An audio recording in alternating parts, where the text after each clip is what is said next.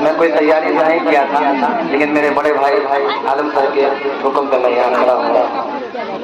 नज़म पढ़ता हूँ बड़ा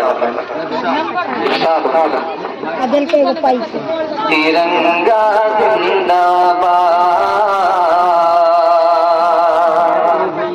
तिरंगा जिंदाबाद, तिरंगा जिंदाबाद, तिरंगा जिंदाबाद।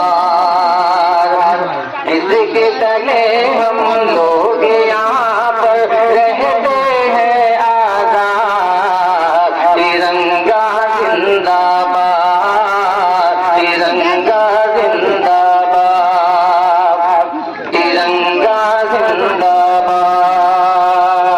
है ये तिरंगा ऐसा यारो सबके दिल को लुभाता है, ऐसा जलवा दिखाता है, ऐसा जलवा दिखाता है।